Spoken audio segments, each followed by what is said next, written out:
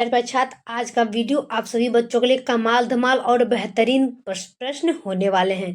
हम इस वीडियो में जो बात कर लेते हैं नाभिक प्रश्न नंबर 13 का नाभिकी का मतलब होता है।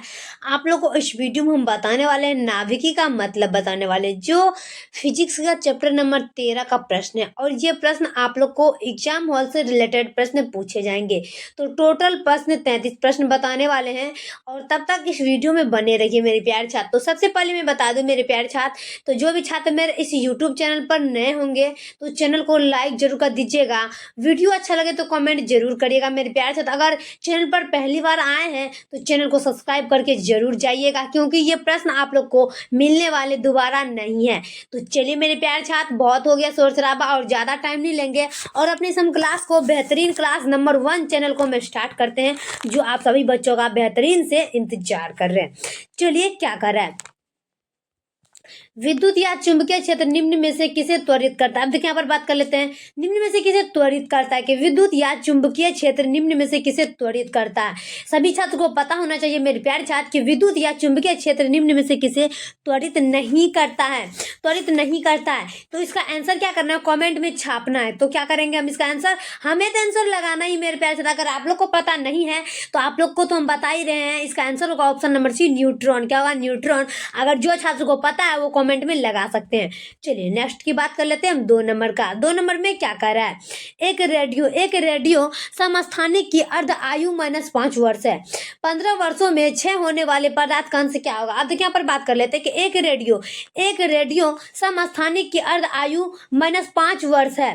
15 वर्षों में क्षय होने वाले पदार्थ का अंश क्या होगा। तो 2 का जो आंसर होता है, 2 का आंसर होगा ऑप्शन नंबर बी। क्या होगा, ऑप्शन नंबर बी 1/8 हो जाएगा, 1/8। ऑप्शन नंबर बी लगा देंगे 1/8।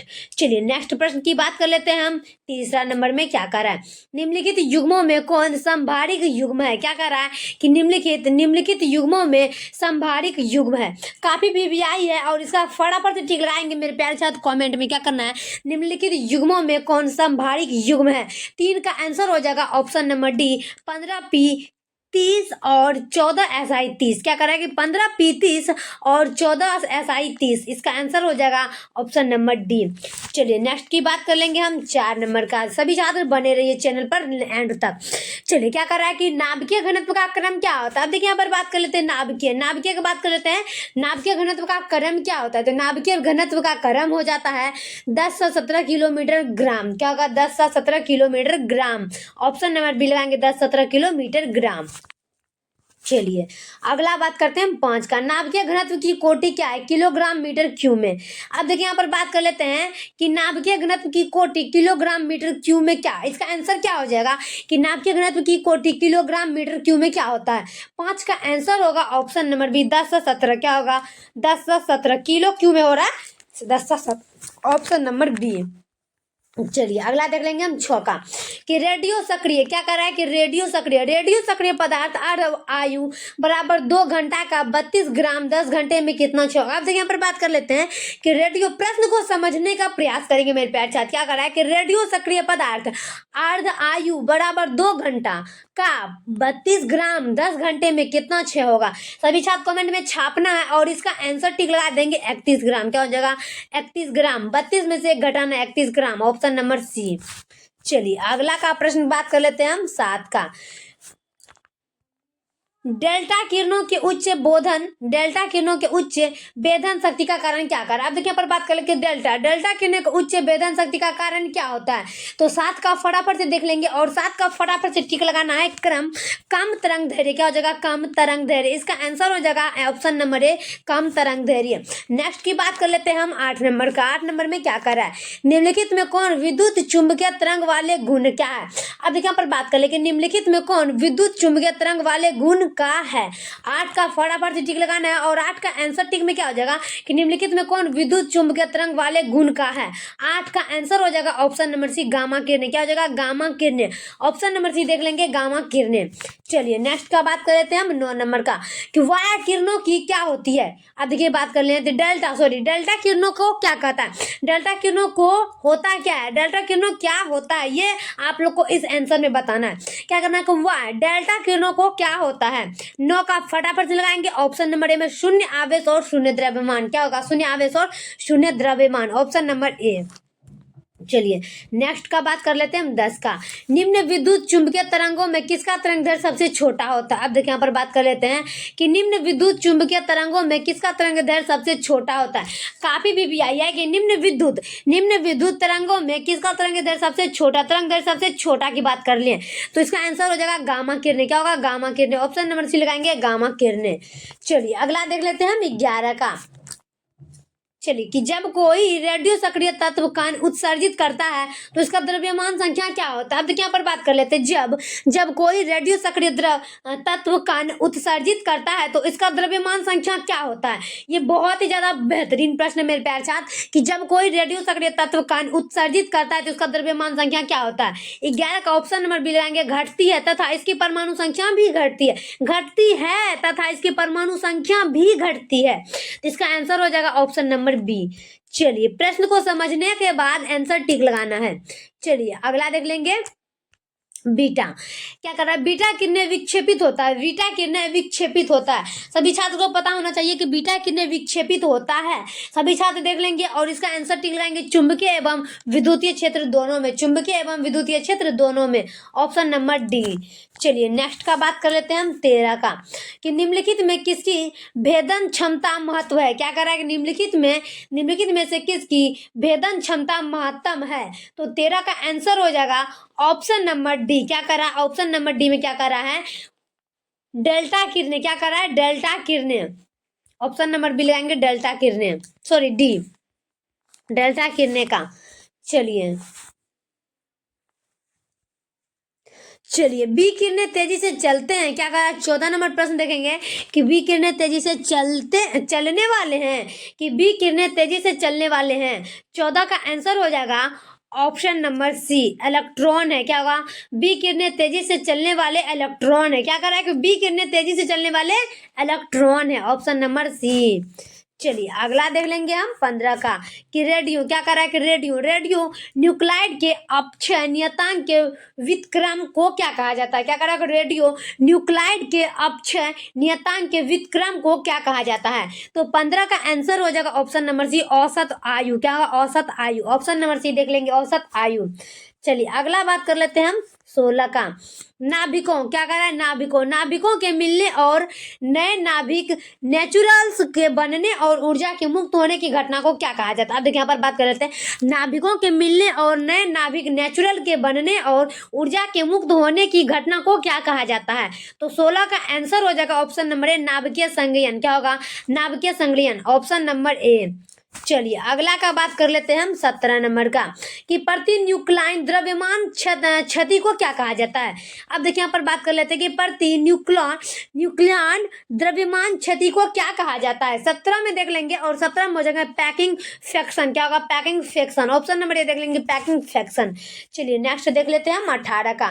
नाभिकीय रिएक्टर में कंट्रोल रॉड कैडमियम का प्रयोग किया जाता है। क्या कर रहा है कि नाभिकीय रिएक्टर में कंट्रोल रॉड कैडमियम का प्रयोग किया जाता है। 18 का आंसर हो जाएगा ऑप्शन नंबर बी, न्यूट्रॉन अवशोषित करने के लिए, न्यूट्रॉन अवशोषित करने के लिए। फटाफट से देखना है, प्रश्न को पहले समझना है मेरे प्यार। ऐसा नहीं कि प्रश्न को भी देखे फिर समझे आंसर टिक लगा देना। एग्जाम हॉल में ऐसा बिल्कुल भी नहीं करना, इसके वजह से आप लोग का एग्जाम में जो है नंबर काट लिया जाएगा। तो पहले प्रश्न को पढ़ने के लिए 5 मिनट का, हर एक प्रश्न को पढ़ने के लिए 5 मिनट का टाइम देता है मेरे प्यार से। तो आप लोग हर एक प्रश्न को ध्यान से पढ़ें और उसके बाद ही टिक लगाना संभव समझे। चलिए अगला प्रश्न की बात कर लेते हैं 19 नंबर का। चलिए 19 में क्या कर रहा है कि निम्नलिखित में किसे कैंसर के उपचार में प्रयोग किया जाता है? अब देखिए यहाँ पर बात कर लेते हैं, निम्नलिखित में किसे कैंसर के उपचार में प्रयोग। कैंसर के बारे में तो सभी छात्र सुना ही होगा। कैंसर एक खतरनाक बीमारी और एक तरह से सोचे तो वायरस ही होता है कि निम्नलिखित में किसे कैंसर के उपचार में प्रयोग किया जाता है। तो कौन सा चेहरे को उपचार में लाया जाता है? सभी छात्र देख लेंगे और जो छात्र को पता है कॉमेंट में छापना है। तो CO60। क्या होगा? CO60, ऑप्शन नंबर बी लगाएंगे, CO60, ऑप्शन नंबर बी। चलिए 20 का प्रश्न देख लेते हैं हम क्या कर रहा है है कि किसी परमाणु का नाभिकीय नेचुरल्स बना होता है। सभी छात्र देखेंगे कि किसी परमाणु नाभिक का नेचुरल बना होता है डैश से। सभी छात्र देखेंगे तो इसका आंसर टिक लगा देंगे, क्या होगा, प्रोटॉन और न्यूट्रॉन से। सभी छात्र को मेरे प्यारे छात्र पता होगा, टेंथ में भी आप लोग पढ़े होंगे कि शरीर क्या चीज से बना होता है, तो न्यूट्रॉन और प्रोटॉन से। क्या होगा, किसी परमाणु की नाभिक न्यूट्रल्स बना होता है प्रोटॉन और न्यूट्रॉन से। चलिए 21 का देख लेते हैं कि परमाणु के नाभिक में प्रोटॉन एक साथ रह पाते हैं। अब देखिए यहाँ पर बात को घुमा रहा है मेरे प्यारे छात्र, क्या कह रहा है कि परमाणु के नाभिक में प्रोटॉन एक साथ रह पाते हैं। यह प्रश्न पढ़ने वाला और समझने वाला है कि परमाणु के नाभिक में प्रोटॉन एक साथ रह पाते हैं, तो इसका आंसर हो जाएगा नाभिकीय बल। क्या हो जाएगा, नाभिकीय बल। ऑप्शन नंबर ये देख लेंगे, नाभिकीय बल। चलिए नेक्स्ट की बात कर लेते हैं हम 22 का। एक अल्फा कण बना होता है, क्या कर रहा है कि एक अल्फा कण बना होता है। 22 का देख लेंगे, एक अल्फा कण बना होता है 2 प्रोटॉन और 2 न्यूट्रॉन से। 2 प्रोटॉन और 2 न्यूट्रॉन से। ऑप्शन नंबर बी देख लेंगे। चलिए अगला देख लेंगे हम 23 का कि परमाणु क्रमांक क्या होता है। क्या कह रहा है कि परमाणु क्रमांक क्या होता है। परमाणु क्रमांक क्या होता है, 23 का देख लेंगे, नाभिक में प्रोटॉन की संख्या। नाभिक में प्रोटॉन की संख्या। ऑप्शन नंबर सी लगा देंगे, नाभिक में प्रोटॉन की संख्या। चलिए नेक्स्ट की बात कर लेते हैं हम 24 का।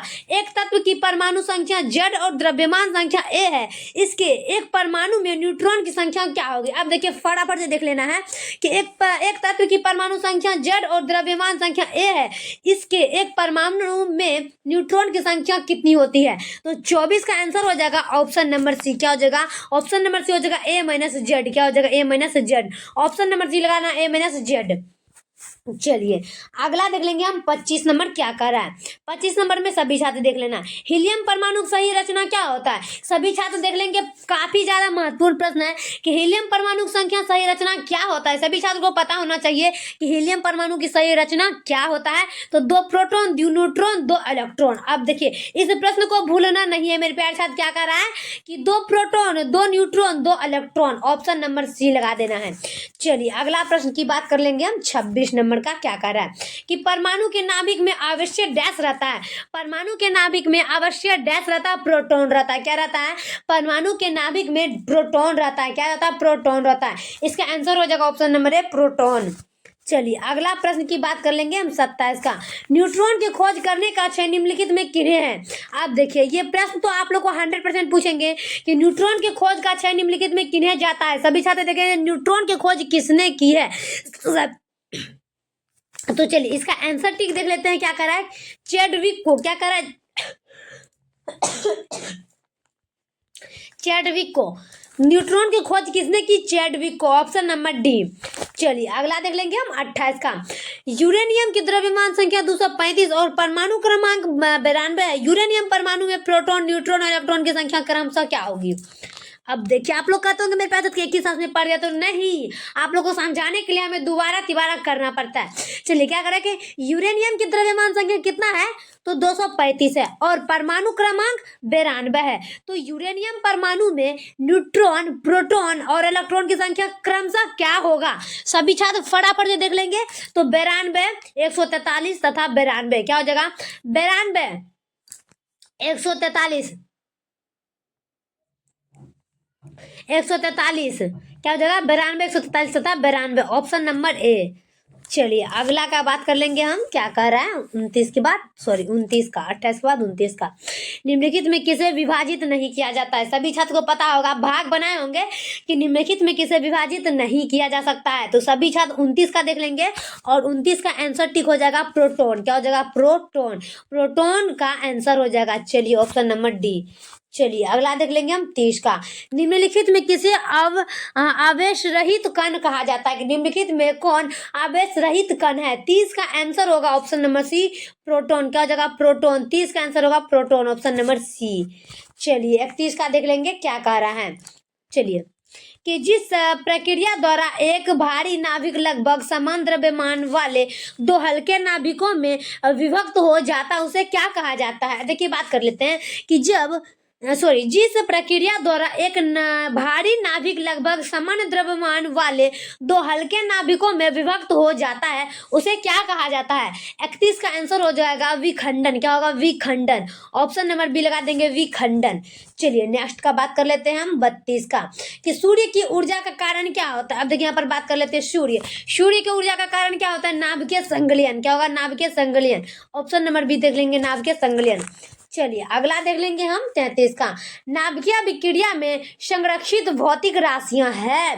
नेक्स्ट प्रश्न देख लेते हैं, लास्ट में क्या कह रहा है कि नाभिकीय अभिक्रिया में संरक्षित भौतिक राशियां है। इसका आंसर हो जाएगा ऑप्शन नंबर डी, उपयुक्त में सभी, कुलावेश, रेखीय संवेग, कोणीय संवेग। Option number D. तो फाइनली मेरे प्यारे छात्र, वीडियो कैसा लगता है कमेंट में जरूर छापना है। तब तक के लिए नेक्स्ट वीडियो में मिलते हैं। जय हिंद, जय भारत।